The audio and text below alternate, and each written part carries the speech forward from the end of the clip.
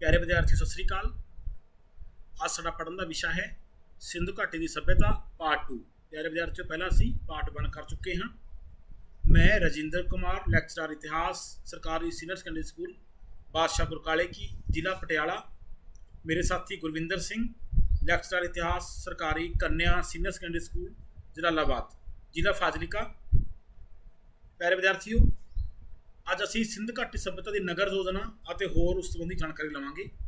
सब तो पहला असीं देखते हाँ सिंध घाटी सभ्यता की नगर योजना की सी। भवनां दीयां विशेषतावां। प्यारे विद्यार्थियों, भवनां दीयां विशेषतावां, मकान योजनाबद्ध तरीके नाल बनाए जांदे सी। इन्हां विच पक्कियां इट्टां की वरतों की जाती सी। इन्हां दीयां नीहां डूंघियां हुंदियां सन। ये खुले अते हवादार हुंदे सन। इन्हां विच वड्डे वड्डे दरवाजे अते खिड़कियां हुंदियां सन। प्यारे विद्यार्थियों, मैं तुहानूं दसदा कि इस नगर योजना दे विच मकानां दे ग्राउंड फ्लोर के उत्ते यानी कि फस्ट फ्लोर के उत्ते खिड़की हुंदी सी। ग्राउंड फ्लोर के उत्ते कोई खिड़की जो नहीं मिलती सानू। मकान जो सी वो कई बहुमंजिला बने हुंदे सी। हरेक मकान विच खुला बेड़ा, रसोई घर अते इशनान घर हुंदा सी। प्यारे विद्यार्थियों, भवनां दीयां विशेषतावां असीं कीतियां ने। इस तो अगे असीं देखांगे विशाल इशनान घर। मोहनजोदाड़ो विचों एक विशाल इशनान घर प्राप्त होया है, मिलिया है। इसकी लंबाई 180 फुट ते चौड़ाई 108 फुट है। इस दे विचकार 39 फुट ये जो है 39 फुट लम्मा, 23 फुट चौड़ा ते 8 फुट डूंगा तलाव है। तलाव कोल एक खूह है जिस तो तलाव विच पानी भरिया जाता सी। गंदे पानी नूं कड्ढण लई अलग रस्ता बनया होया है। तलाव ते उतरन ते चढ़न लई पौड़ियां बणियां होईयां हन। इसकी वरतों धार्मिक मौकिਆਂ ते कीती जाती सी। प्यारे विद्यार्थियों, मोहनजोदाड़ो दे विचों एक विशाल इशनान घर प्राप्त होया है, जिसकी कि असी इशनान घर की असी जो तुहानूं लंबाई चौड़ाई ते डूंघाई दसी है। प्यारे विद्यार्थियों, यह इशनान घर सी जो इस दे विचों जो गंदा पानी सी उस पानी नूं बाहर कड्ढण दा निकास का रस्ता बनया होया सी। तलाव दे विच जाण वास्ते पौड़ियां सी। इस दे विच खूह राही दे विच पानी भरिया जांदा सी ते इसकी वरतों है जो वो धार्मिक मौके उत्ते कीती जाती सी। ऐसा इस जगह तो अंदाजा लगाया जा सकता है। प्यारे विद्यार्थियों, इस तो अगे नालियां का प्रबंध। नालियां पक्कियां सन, यह ढकियां हुई सन। घरां दा गंदा पानी छोटियां नालियां विच आंदा सी। छोटियां नालियां का पानी वड्डियां नालियां विच पहुंचदा सी। वड्डियां नालियां द्वारा गंदा पानी नगर तो बाहर सुट्टिया जाता सी। नालियां विच कूड़ा आदि सुट्टण की आग्या नहीं सी। प्यारे विद्यार्थियों, सिंध घाटी की सभ्यता दे विच जो नालियां सी उस समय यह नालियां ढकियां हुई प्राप्त हुई ने, जो कि साडे लई बहुत एक रोचक की गल है। ढकियां हुई जिवें अजकल सीवरेज है, यह सीवरेज असी उस तरीके पाइप तो नहीं कहांगे, पर यह नालियां बना के इसनूं उपरों पक्कियां इट्टां दे नाल ढकिया होया सी। पक्कियां इट्टां दे नाल ढकिया होण करके इट्टां नूं चुक के इसकी सफाई भी जल्दी अते बहुत वधिया तरीके नाल हो सकती सी। प्यारे विद्यार्थियों, सिंध घाटी की सभ्यता के विशेषतावां सानूं मिलदियां ने। ऐसा लगता है कि असी बहुत ही किसी मॉडर्न सभ्यता, आधुनिक सभ्यता के बारे जानकारी प्राप्त कर रहे हैं। इस तो अगे सड़कों की चौड़ाई 13 फुट तो 34 फुट हुंदी सी। सड़कों के चौराहे भी हुंदे सन। सड़कां एक दूजे नूं 90 डिग्री के कोण ते कटदियां सन। इन्हां ते पई गंदगी हवा नाल अपने आप साफ हो जाती सी। सड़कों ते रोशनी का भी प्रबंध सी। प्यारे विद्यार्थियों, सड़कां एक दूजे नूं 90 डिग्री के कट्टण जो है ये कटदियां सी। इहदा अजकल जिन्नियां भी आधुनिक कलोनियां, मॉडर्न कलोनियां, नवे शहर बसाए जाते हैं, वो सारे शहरों के सड़कां जिहड़ियां हैगियां ने वो 90 डिग्री के कोण ते कटदियां ने, ताकि जो भी हवा चलती है ये सारी सफाई इसकी अपने आप हो जाती है। प्यारे विद्यार्थियों, सिंध घाटी की सभ्यता की सड़कां जिहड़ियां हैगियां सी वो अज की तरह आधुनिक तरीके दे नाल बणियां होईयां सन। तकनोलॉजी की सी इन्हां कोल टैक्नोलॉजी उन्नत सी। कह दे भांडे, मूर्तियां, किश्तियां ते गहने बनाए जाते सन। मोहरां ते मणके बनाउण दी कला भी उन्नत सी। ਲੋਕ ਲੱਕੜ ਦਾ ਕੰਮ ਵੀ ਕਰਦੇ ਸਨ, ਤਾਂਬੇ ਅਤੇ ਕਹਿ ਦੇ ਹਥਿਆਰ ਵੀ ਬਣਾਏ ਜਾਂਦੇ ਸਨ। ਇਸ ਤੋਂ ਅੱਗੇ ਖੇਤੀਬਾੜੀ। ਪਿਆਰੇ ਵਿਦਿਆਰਥੀਓ, ਖੇਤੀਬਾੜੀ ਉਹਨਾਂ ਦਾ ਮੁੱਖ ਕਿੱਤਾ ਸੀ। ਹੜ੍ਹ ਦੇ ਪਾਣੀ ਨੂੰ ਬੰਨ੍ਹ ਮਾਰ ਕੇ ਸਿੰਚਾਈ ਕੀਤੀ ਜਾਂਦੀ ਸੀ। ਲੱਕੜੀ ਦੇ ਸੰਦਾਂ ਦੀ ਵਰਤੋਂ ਕੀਤੀ ਜਾਂਦੀ ਸੀ। ਕਣਕ ਅਤੇ ਜੌਂ ਮੁੱਖ ਫਸਲਾਂ ਸਨ। ਚੌਲ, ਨਾਰੀਅਲ, ਖੰਜੂਰ ਅਤੇ ਸਬਜ਼ੀਆਂ ਆਦਿ ਵੀ ਉਗਾਈਆਂ ਜਾਂਦੀਆਂ ਸਨ। ਕਪਾਹ ਸਭ ਤੋਂ ਮਹੱਤਵਪੂਰਨ ਫਸਲ ਸੀ।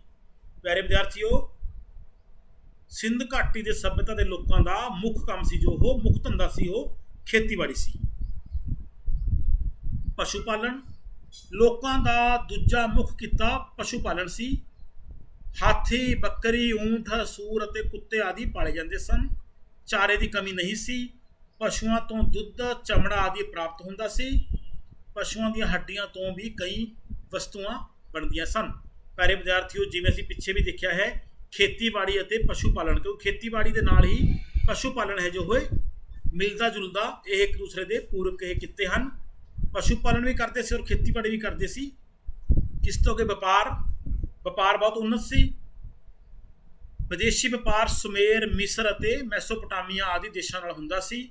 ਸੋਨਾ, ਚਾਂਦੀ, ਹਾਰ ਸ਼ਿੰਗਾਰ ਦੀਆਂ ਵਸਤਾਂ ਅਤੇ ਕੀਮਤੀ ਪੱਥਰਾਂ ਦਾ ਆਯਾਤ ਕੀਤਾ ਜਾਂਦਾ ਸੀ। ਆਯਾਤ ਮੀਨਿੰਗ ਪਿਆਰੇ ਵਿਦਿਆਰਥੀਓ ਮੰਗਵਾਉਣਾ। ਆਯਾਤ ਮੀਨਿੰਗ ਮੰਗਵਾਉਣਾ। ਆਜ਼ਾਦ ਯਾਨੀ ਕਿ ਆਣਾ, ਆ ਜਾ ਇੱਥੇ ਆਜ਼ਾਦ। ਸੁੱਤੀ ਕੱਪੜਾ, ਗਹਿਣੇ, ਮੋਤੀ, ਹਾਥੀ ਦੰਦ, ਲੰਗੂਰ, ਬਾਂਦਰ ਅਤੇ ਮੋਰ ਦੂਜੇ ਦੇਸ਼ਾਂ ਨੂੰ ਭੇਜੇ ਜਾਂਦੇ ਸਨ। ਇਹ ਚੀਜ਼ਾਂ ਮੰਗਵਾਈਆਂ ਜਾਂਦੀਆਂ ਸੀ ਬਾਹਰਲੇ ਦੇਸ਼ਾਂ ਤੋਂ, ਇਹ ਚੀਜ਼ਾਂ ਭੇਜੀਆਂ ਜਾਂਦੀਆਂ ਸਨ। ਵਪਾਰ ਜਲ ਅਤੇ ਥਲ ਦੋਹਾਂ ਰਸਤਿਆਂ ਰਾਹੀਂ ਹੁੰਦਾ ਸੀ। ਜਿਵੇਂ ਕਿ ਅਸੀਂ ਪਿਛਲੀ ਵੀਡੀਓ ਵਿੱਚ ਤੁਹਾਨੂੰ ਦੱਸਿਆ ਹੈ ਕਿ ਲੋਥਲ ਇੱਕ ਗੁਜਰਾਤ ਦੇ ਵਿੱਚ ਜਗ੍ਹਾ ਹੈ ਜਿਸ ਨੂੰ, ਜੋ ਕਿ ਬੰਦਰਗਾਹ ਦੇ ਤੌਰ ਤੇ ਉਸ ਨੂੰ ਵਰਤਿਆ ਜਾਂਦਾ ਸੀ। ਬੰਦਰਗਾਹ ਦੇ ਰਾਹੀਂ, ਜਲ ਮਾਰਗ ਰਾਹੀਂ ਸਮੁੰਦਰੀ ਜਹਾਜ਼ਾਂ ਦੇ ਨਾਲ ਵਪਾਰ ਕੀਤਾ ਜਾਂਦਾ ਸੀ। ਮਾਲ ਢੋਣ ਲਈ ਬੈਲ ਗੱਡੀਆਂ ਦੀ ਵਰਤੋਂ ਕੀਤੀ ਜਾਂਦੀ ਸੀ। ਇਸ ਤੋਂ ਅੱਗੇ ਪਿਆਰੇ ਵਿਦਿਆਰਥੀਓ, ਸਭ ਤੋਂ ਵੱਧ ਦੇਵੀ ਮਾਂ ਦੀ ਪੂਜਾ ਕੀਤੀ ਜਾਂਦੀ ਸੀ। ਸ਼ਿਵ ਦੇਵਤਾ ਦੀ ਪੂਜਾ ਵੀ ਕਾਫੀ ਪ੍ਰਚਲਿਤ ਸੀ। ਲੋਕ ਰੁੱਖਾਂ ਅਤੇ ਪਸ਼ੂਆਂ ਦੀ ਪੂਜਾ ਵੀ ਕਰਦੇ ਸਨ। ਲਿੰਗ ਅਤੇ ਯੋਨੀ ਦੀ ਪੂਜਾ ਸੰਸਾਰ ਦੀ ਸਾਧਨਾ ਸ਼ਕਤੀ ਵਜੋਂ ਕੀਤੀ ਜਾਂਦੀ ਸੀ। ਜਲ ਪੂਜਾ, ਨਾਗ ਪੂਜਾ, ਸੂਰਜ ਪੂਜਾ ਅਤੇ ਕੁਝ ਪੰਛੀਆਂ ਦੀ ਪੂਜਾ ਵੀ ਕੀਤੀ ਜਾਂਦੀ ਸੀ। ਲੋਕ ਭੂਤਾਂ ਪ੍ਰੇਤਾਂ ਵਿੱਚ ਵੀ ਯਕੀਨ ਰੱਖਦੇ ਸਨ। ਪਿਆਰੇ ਵਿਦਿਆਰਥੀਓ, ਸਿੰਧ ਘਾਟੀ ਦੀ ਸੱਭਿਅਤਾ ਦੇ ਲੋਕਾਂ ਦਾ ਧਾਰਮਿਕ ਜੀਵਨ ਦੇ ਬਾਰੇ ਅਸੀਂ ਗੱਲ ਕੀਤੀ ਹੈ। ਇਸ ਤੋਂ ਅੱਗੇ ਅਸੀਂ ਦੇਖਾਂਗੇ ਸਮਾਜਿਕ ਜੀਵਨ। ਇਸਤਰੀਆਂ ਦੀ ਇੱਜ਼ਤ ਕੀਤੀ ਜਾਂਦੀ ਸੀ। ਲੋਕ ਖਾਣ ਪੀਣ ਦੇ ਸ਼ੌਕੀਨ ਸਨ। ਸੂਤੀ ਅਤੇ ਉੱਨੀ ਕੱਪੜਿਆਂ ਦੀ ਵਰਤੋਂ ਕੀਤੀ ਜਾਂਦੀ ਸੀ। ਪੁਰਸ਼ ਅਤੇ ਇਸਤਰੀਆਂ ਦੋਵੇਂ ਗਹਿਣੇ ਪਹਿਨਦੇ ਸਨ। ਇਸਤਰੀਆਂ ਹਾਰ ਸ਼ਿੰਗਾਰ ਦੀਆਂ ਵਸਤੂਆਂ ਦੀ ਵਰਤੋਂ ਕਰਦੀਆਂ ਸਨ। ਸ਼ਿਕਾਰ ਖੇਡਣਾ, ਮੱਛੀਆਂ ਫੜਨਾ, ਪੰਛੀਆਂ ਦੀ ਪਾਲਣਾ ਕਰਨੀ, ਸੰਗੀਤ ਆਦਿ ਮਨੋਰੰਜਨ ਦਾ ਮੁੱਖ ਸਾਧਨ ਸਨ। ਪਿਆਰੇ ਵਿਦਿਆਰਥੀਓ, ਮਰਦਾਂ ਦੇ ਨਾਲ ਇਸਤਰੀਆਂ ਵੀ ਖੇਤੀਬਾੜੀ ਦਾ ਕੰਮ, ਜੋ ਪਸ਼ੂ ਪਾਲਣ ਦਾ ਕੰਮ ਹੈ, ਉਹ ਨਾਲ ਕਰਵਾਉਂਦੀਆਂ ਸੀ। ਇਹ ਇਹਨਾਂ ਦਾ ਸਮਾਜਿਕ ਜੀਵਨ ਸੀ। ਇਸ ਤੋਂ ਅੱਗੇ ਪਿਆਰੇ ਵਿਦਿਆਰਥੀਓ, ਸਿੰਧ ਘਾਟੀ ਦੀ ਸੱਭਿਅਤਾ ਲੋਕਾਂ ਦੀ ਕਲਾ ਕਿਹੋ ਜਿਹੀ ਸੀ? ਮੂਰਤੀਆਂ ਬਣਾਉਣ ਵਿੱਚ ਮਾਹਿਰ ਸਨ। ਮਿੱਟੀ ਦੇ ਬਰਤਨ ਵੀ ਬਣਾਉਂਦੇ ਸਨ। ਗਹਿਣੇ ਬਣਾਉਣ ਦੀ ਕਲਾ ਵੀ ਜਾਣਦੇ ਸਨ। ਚਿੱਤਰ ਕਲਾ ਵਿੱਚ ਵੀ ਦਿਲਚਸਪੀ ਲੈਂਦੇ ਸਨ। ਇਸ ਤੋਂ ਅੱਗੇ ਪਿਆਰੇ ਵਿਦਿਆਰਥੀਓ, ਸਿੰਧ ਘਾਟੀ ਸੱਭਿਅਤਾ ਦੇ ਮੋਹਰਾਂ ਦਾ ਆਕਾਰ ਇੱਕੋ ਜਿਹਾ ਨਹੀਂ ਸੀ। ਪੱਕੀ ਮਿੱਟੀ, ਚੂਨੇ ਅਤੇ ਹਾਥੀ ਦੰਦ ਤੋਂ ਬਣਾਈਆਂ ਜਾਂਦੀਆਂ ਸਨ। ਮੋਹਰਾਂ ਤੇ ਮਨੁੱਖਾਂ, ਪਸ਼ੂਆਂ ਅਤੇ ਰੁੱਖਾਂ ਦੇ ਚਿੱਤਰ ਬਣਾਏ ਜਾਂਦੇ ਸਨ। ਮੋਹਰਾਂ ਦੀ ਵਰਤੋਂ ਵਪਾਰੀ ਅਤੇ ਮਾਲ ਦੀ ਹਿਫਾਜ਼ਤ ਲਈ ਕਰਦੇ ਸਨ। ਕੁਝ ਲੋਕ ਇਹਨਾਂ ਦੀ ਵਰਤੋਂ ਘਰਾਂ ਵਿੱਚ ਸਜਾਵਟ ਲਈ ਵੀ ਕਰਦੇ ਸਨ। ਮੋਹਰਾਂ ਨੂੰ ਬਜ਼ੁਰਗਾਂ ਦੀ ਨਿਸ਼ਾਨੀ ਸਮਝਿਆ ਜਾਂਦਾ ਸੀ। ਪਿਆਰੇ ਵਿਦਿਆਰਥੀਓ, ਮੋਹਰਾਂ ਤੋਂ ਭਾਵ ਕਰੰਸੀ। ਅੱਜ ਕੱਲ੍ਹ ਅਸੀਂ ਜੋ ਪੈਸਾ, ਨੋਟ ਜੋ ਕਿ ਕਾਗਜ਼ ਦੇ ਬਣੇ ਹੋਏ ਹਨ, ਉਹ ਵਰਤਦੇ ਹਾਂ। ਅਸੀਂ ਵਸਤੂਆਂ ਦੇ ਆਦਾਨ ਪ੍ਰਦਾਨ ਦੇ ਲਈ ਹਰੇਕ ਦੇਸ਼ ਨੇ ਆਪਣੀ ਇੱਕ ਕਰੰਸੀ ਨਿਸ਼ਚਿਤ ਕੀਤੀ ਹੋਈ ਹੈ। ਜਿਸ ਤਰੀਕੇ ਨਾਲ ਸਾਡੇ ਦੇਸ਼ ਵਿੱਚ ਵੀ ਕਰੰਸੀ ਨਿਸ਼ਚਿਤ ਹੈ, ਉਸ ਤਰੀਕੇ ਨਾਲ ਸਿੰਧ ਘਾਟੀ ਦੇ ਲੋਕ ਮੋਹਰਾਂ ਦੇ ਨਾਲ ਇਹ ਆਪਣਾ ਵਪਾਰ ਦਾ ਆਦਾਨ ਪ੍ਰਦਾਨ ਕਰਦੇ ਸਨ, ਵਸਤੂਆਂ ਦਾ ਆਦਾਨ ਪ੍ਰਦਾਨ ਕਰਦੇ ਸਨ। ਇਸ ਤੋਂ ਅੱਗੇ ਲਿਪੀ बहुत ही इंटरस्टिंग पॉइंट है प्यारे विद्यार्थियों। लिपि चित्रमयी सी। ਅਸੀਂ ਇੱਧਰ ਚਿੱਤਰ ਦੇਖ ਸਕਦੇ ਹਾਂ, ਜਿਵੇਂ ਕਿ ਅੱਜ ਅਸੀਂ ਕਈ ਵਾਰ ਚਾਈਨਾ, ਮੇਡ ਇਨ ਚਾਈਨਾ ਤੋਂ ਕਈ ਵਾਰ ਅਸੀਂ ਸਮਾਨ ਕੋਈ ਸਾਡੇ ਕੋਲੇ ਅਸੀਂ ਦੇਖਦੇ ਹਾਂ, ਉਹਦੇ ਉੱਪਰ ਇਸ ਤਰੀਕੇ ਦੇ ਨਾਲ ਚਿੱਤਰਮਈ ਲਿਪੀ ਲਿਖੀ ਹੁੰਦੀ ਹੈ।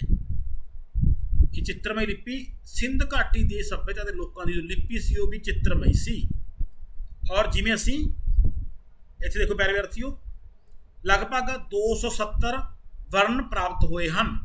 270 ਵਰਨ ਪ੍ਰਾਪਤ ਹੋਏ ਹਨ। ਲਿਪੀ ਮੋਹਰਾਂ, ਪੱਟੀਆਂ, ਭਾਂਡਿਆਂ ਤੇ ਦੀਵਾਰਾਂ ਤੇ ਲਿਖੀ ਜਾਂਦੀ ਸੀ। ਲਿਪੀ ਸੱਜੇ ਤੋਂ ਖੱਬੇ ਪਾਸੇ ਲਿਖੀ ਜਾਂਦੀ ਸੀ।